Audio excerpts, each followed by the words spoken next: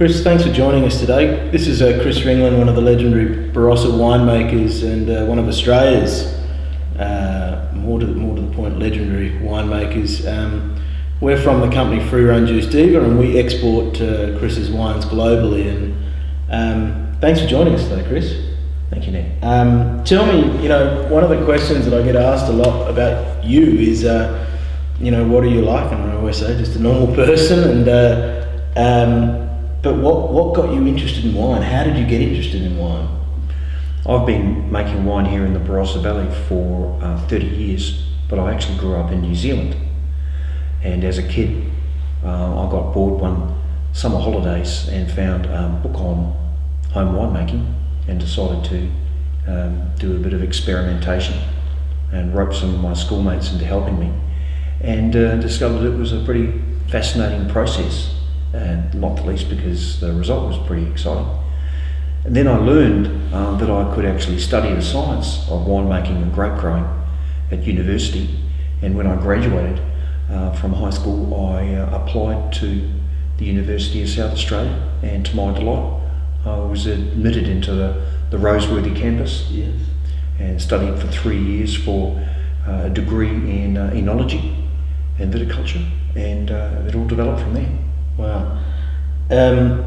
Studying wine, finishing your degree at Roseworthy in South Australia. Did you stay in South Australia and become a winemaker, or did you head back home to New Zealand early on? There were plenty of opportunities locally in Australia for young graduates, but I decided that it was a pretty exciting time to go back and work in New Zealand, and I was offered an extremely exciting job as an assistant winemaker at Sealax Wines in Kumeu, north of Auckland. And I remember this was before the Sauvignon Blanc era, so it was quite interesting. And then a couple of years after that, I was offered an opportunity to do winemaking research at the Department of Scientific and Industrial Research, and I worked for 3 years doing research, and then overseas winemaking opportunities started to present themselves. Tell me, a lot of people in Australia, a lot of people globally know about your wine, Chris Ringland Three Rivers, now Chris Ringland Barossa Range of Shiraz. How many vintages of this wine have you been making? I started the Three Rivers Barossa Shiraz project in 1989. I was working as the assistant winemaker with Robert O'Callaghan at Rockford Winery, a very iconic small winery here in the Barossa, and Rob very generously offered me the opportunity to do my own sideline project, and delightfully it all developed from there. Tell me, I believe a big moment. I know the wines are amazing, and they're a very limited resource. I think less than 2,000 bottles are made every year. Is that correct? Yeah. Wow. One of the years, it must have been early on, Robert Parker gave you a 99, and then straight after that, almost 100 point for the wine. Is that correct? Yes, the 1993 vintage of Three Rivers was tasted by Robert Parker. I actually didn't know that he tasted the wine until I started getting phone calls from people telling me that he'd rated it at 99 plus. At the time, by a big margin, the highest rated Shiraz in Australia. Yeah. Then within a couple of years, the 1996 Three Rivers was the first Australian red wine to be rated at 100, and subsequently 3 other vintages of my little Shiraz project have also scored. Yeah, the 2001, the 2002, and the 2004. Wow. So, a very small vineyard you have in Eden Valley where you live that produces the Barossa range of Shiraz. I now work with you. I've been working with you for 10 years. In that time, you've also started some other wines under the Chris Ringland name, label. Could you tell us a little bit about what they are and just a little bit about each wine? The CR Barossa Shiraz was the first project where I branched out into some new opportunities.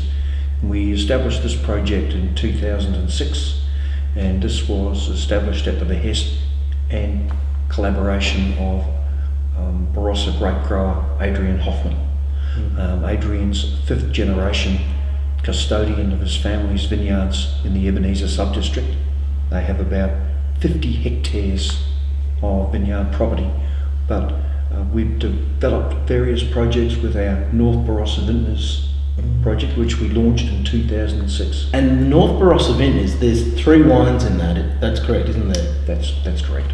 So there's the North Barossa Vintners Shiraz, which is this one, and I think we're missing the Dimchurch because we've sold out. We couldn't even find a bottle to bring in today, and the Hoffman. In actual fact, they're all sold out. But tell me a little bit about this project, and tell me a little bit about Adrian. As far as I know, the Hoffman family are one of the most famous growers in the Barossa Valley, and I believe they also grow for some of the most iconic brands as well in the Barossa Valley. Historically, the Hoffman family grew for Penfolds, and very frequently Shiraz from their property formed an important part of the Grange blend.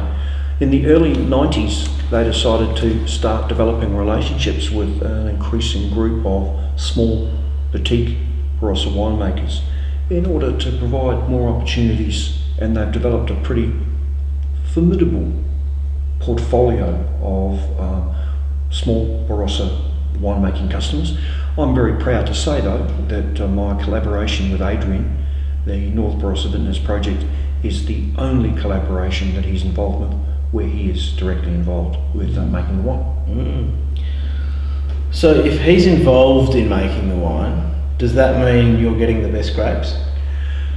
Yeah, I think it's a very good question.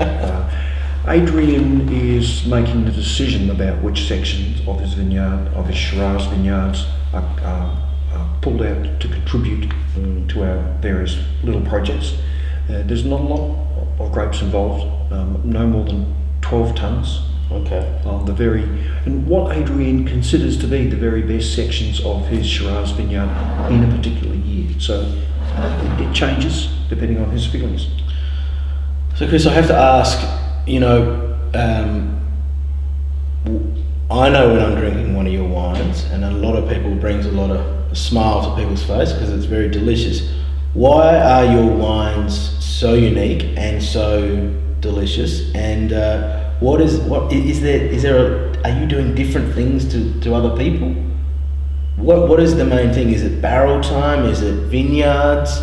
Is it site selection? Again, a very good question. I'm unashamedly motivated by making rich, powerful, plush Shiraz wines that are going to age for a very long time.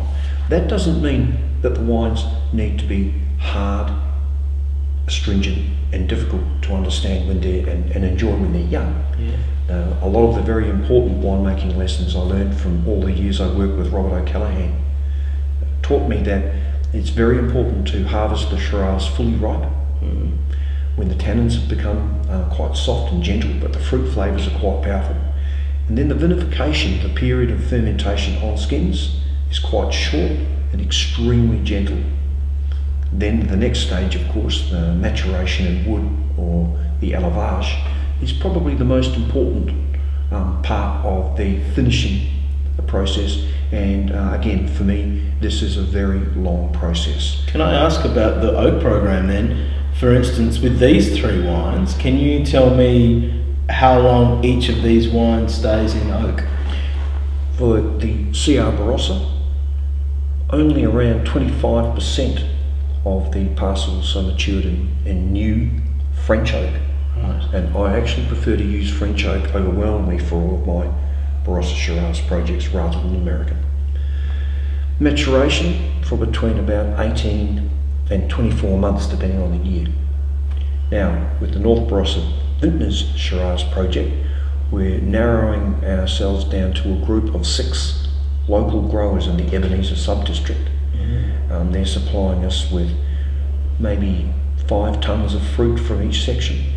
And we're maturing those in around 75% new French oak, for 36 months, so quite a bit, another year longer. Wow.